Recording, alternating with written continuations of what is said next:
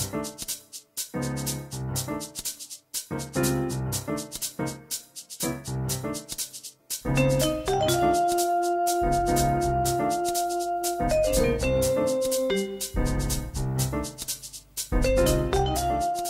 a society where you pretty much everything is taboo to talk about, this is not appropriate, that's not appropriate, it's really good to have an honest conversation about sex once in a while, particularly if your mother's not in the room. But as long as somebody else's mother is in the room and she happens to be a sexologist, this works. Logan Levkoff, welcome. Hi, thank you so much. Everybody, welcome Logan. Officially a sexologist. Officially, yes. When you're a little girl, do you ever desire to grow up to be a sexologist? No, when does that click in? I didn't even know it was a career option, but I actually thought I was going to be a lawyer. And well, I think I have a better career now. But I just thought that growing up, there weren't enough young women speaking candidly about sexuality and sexual health. And as my friends and I were coming into our own, we realized we had no role models. We had no one telling us the feelings we were having were normal, or if we were making good choices or bad choices. And I think that I hope to fill that void in my own life, and hopefully I'm getting there. I think that a lot of people still find it very uncomfortable to speak about sex. And when it comes to children, which is what we're going to talk about first, and then grown people, it's still, you need somebody like you who kind of makes it like fresh and lovely, and you're so pretty talking about it, and you're so honest. It's like, okay, let's talk about sex. So let's talk about the book. Third base ain't what it used to be. Very, very, very critical topic for the health and well-being of your children. It was shocking to me a couple years ago, single mom, raising a daughter, and not often talking about kids' sexuality with other parents, to have the New York Times came out with an article, and it was really what kids were doing, and every parent was freaking out talking about it like, whoa, that's way off that when we were kids. You know, and we could barely talk about what their perception of things is. What message do you have for the mothers listening to you right now to get a grasp on what's really happening? Well, the bottom line is that sex and sexuality aren't dirty words. We're all sexual beings. We have this part of our identity called our sexuality, and it's made up of far more than just what we do or who we do it with. Yeah, but I would like to say that a lot of kids in this country, at my opinion, too young in age, are experimenting with sex.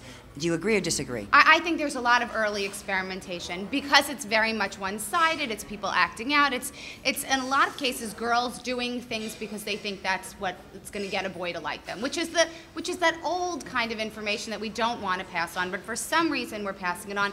And I think that part of it is because we're not empowering our young girls and our daughters to take control of their own sexuality and to feel good about their own bodies. And once we know what our bodies are capable of doing, it's unlikely that we're just going to do something, you know, for someone else without any healthy reciprocation. The young girls in particular, because from what I was reading is, it was sort of, you know. There's a lot of servicing. A lot of servicing is a nice way to put it. And thinking that was natural.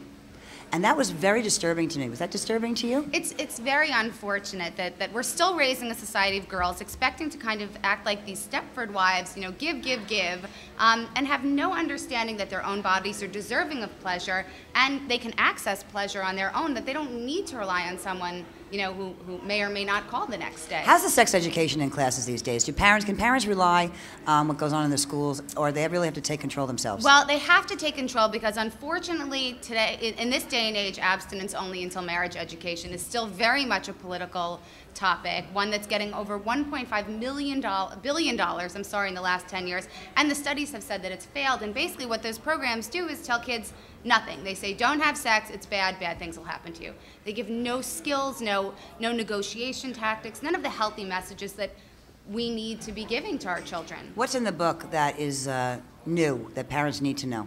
Well, I think, and particularly, you know, mothers alone without a father in the house, sometimes to give the right advice. And then when you have two people who are split apart raising kids, you don't kind of discuss as often as you should what the other person is talking about to the child when you're apart from them. I think candidness is a big issue here. So many teens say, you know, my parents don't want me to have sex, and it's just, don't have sex, bad things will happen. And the truth is that's not really what we want for our kids.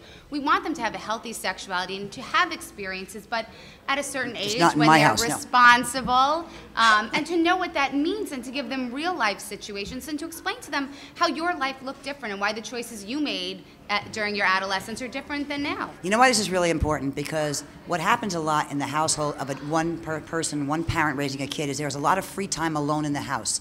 The mother will be at work and not home yet. The kid comes home from school. They're preteens, teenagers, and they have a lot of free time to invite boys, girls over in your own home, and you don't necessarily have control over that. And a lot of mothers are really scared to leave their daughters alone or sons alone without their supervision, and they can't do anything about it. But hopefully, if we give them good information, right, and we present an environment where they could always come to us for advice or questions, and we can instill this trust and feel comfortable and confident that they will make good decisions. Okay, so let's talk about the adult sex for a second. Sexologist extraordinaire. Answer a couple of questions that actually I've written down that Sure. the group wants to know, all my girls and men want to know about. Okay, how does one prepare for being intimate with somebody new? Well, the greatest opportunity that you have if you're out in the dating world again is you get to do all the things that you wanted to do but couldn't previously. And hopefully at this stage in our lives, we know what we want sexually. We know how to get it. We feel good about ourselves. And that changes things. So, but it is important to know that the world of sexual health has changed, and that is a big challenge for getting back into the dating world again. What do you think is one of the biggest hurdles of getting back into the dating game again after being married? Being comfortable talking about your sexual past, getting used to being tested again for sexually transmitted infections. Does everybody go who gets divorced and re-enters the dating world? Do they absolutely go get a test? I don't think so. No, they absolutely don't.